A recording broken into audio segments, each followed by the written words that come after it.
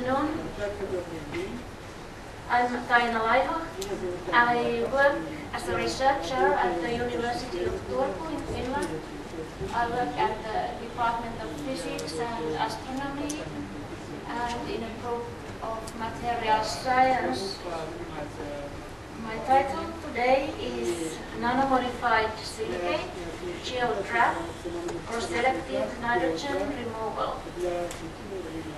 So I'm here to introduce our product, and it's over there, you can try it.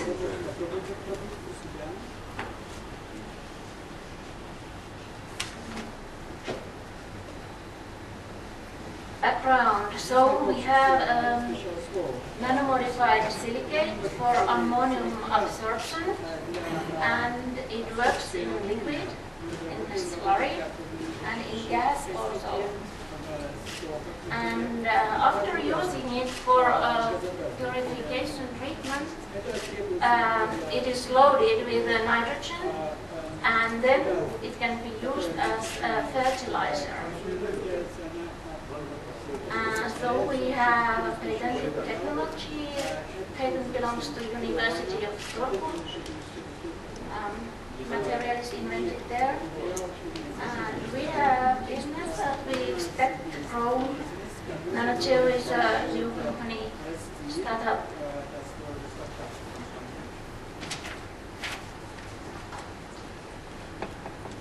So the raw material of our nanomodified silicate is vermiculite.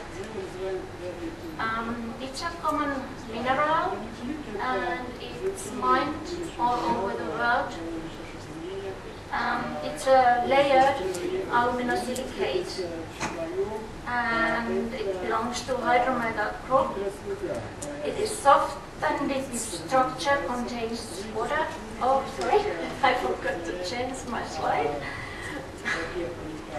Okay, we are here. You can see the structure and you can see the material in these images. And you can also see the formula of vermiculite, so you can see the elements that is in there. There's magnesium, iron, aluminium, silicon, oxygen. And I said it's mined all over the world, but our raw material, it comes from Russia, from northwest part of Russia, from Kovdor mine. And from there, the raw material comes here to St. Petersburg. Now it changes. Yeah. And here, our Russian partner makes the nano-modification of this material, and it becomes nano-vermiculite, geotrap we call it. For us, the area of interest is this interlayer between those silicate layers. The material, the raw material is heated, and the lattice parameter perpendicular to those layers, it will diminish from 1.6 to 1.1 nanometers. And the material then becomes a good absorbent, and then it is selective for ammonium ion absorption. So we have quite simple nanotechnology here, but while heating the material, you need to do it in the right way. Otherwise, you will end up with exfoliated vermiculite. That is a good product too, but it is not ammonium absorber.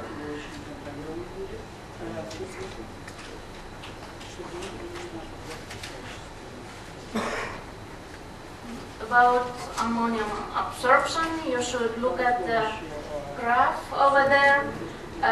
It shows that the reaction is fast and it is efficient. Even if it's question of diffusion between the layers, one would thought that it's slow, but it's really fast. Like you see from the graph, it's in few minutes. In this case, there was the graph shows the decrease of the amount of nitrogen in ammonium acetate solution when the geodrug is added to the same solution. So at first the amount of nitrogen, ammonium nitrogen, was 1.2 grams per liter, and in few minutes it's diminished to half, and in 2 hours there's only 20% left, and we have obtained similar graphs for other solutions too. The graph is usually the same form.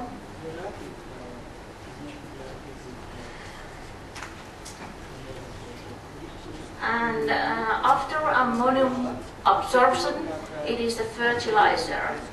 Actually, if you load it in a right kind of place with ammonium, you have organic fertilizer. Then, obviously, in these images, always the bigger plants has got our fertilizer.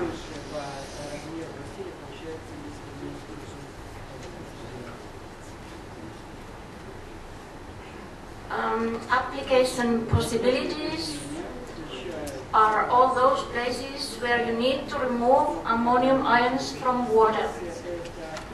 Like biogas plants, there is a lot of reject water which is very rich in ammonium ions. Landfill sites, leach water runs off from there. Agriculture, animal produce ammonium-rich water solution, and also you need fertilizer, and this one, it stays on a field. The nitrogen that is trapped to this product, it doesn't run off with the rainwater, but it stays there. And of course, wastewater treatment plants, it's not a good idea, like normal way, they lose the nitrogen to air, but it would be better to keep it and use it later. Why use it? Why to waste it? I have here a landfill example. In the table there is typical data on characteristics of constituents of municipal landfill leaching. So you see there is tens or hundreds of milligrams of ammonium nitrogen per liter of water, and there is a lot of other ions too. There is hundreds or thousands of milligrams per liter of calcium and even more magnesium, and those are also positive ions, very similar to ammonium ion. And then there are a lot of other impurities.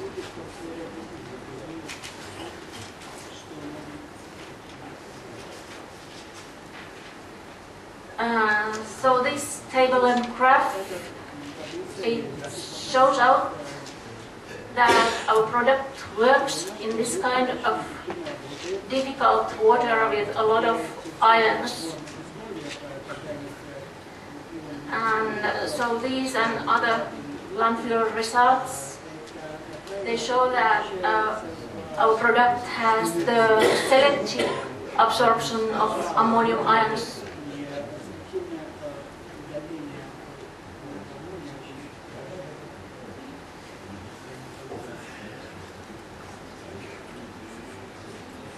Then biogas plant in Finland, we have a boom of biogas plants growing in the towns. Like recently, there has been a lot of new plants have started last years, and I have used reject water of biogas plant to make nitrogen fertilizer.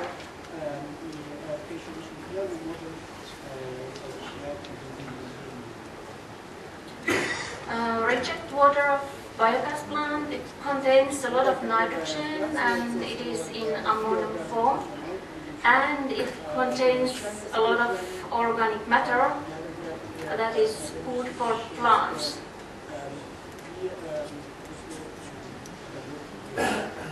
So we have done fertilizing tests with pine, spruce, sweet, greygrass and Chinese cabbage. And actually yesterday I got an email that the 200 begonia flowers have been planted to our substrate for further studies. So we are all the time doing fertilizing tests to see what really happens there, what the plants get from the substrate and what they don't take from there. These are the results from our very first fertilizer testing. These are pieces of pine tree. On left and down, you see the normal case, control case. It has got nutrient normal, nutrient irrigation, and up and right is a plant which has got the same amount of nitrogen in our material, just the geotrap. And here the raw material, vermiculite, it doesn't have any potassium or phosphorus, which are important for plants, but still the plant is this big. And on right down, when potassium and phosphorus are also added, so that's doped geotrap and nutrient irrigation. Then the dry weight of this plant is tripled.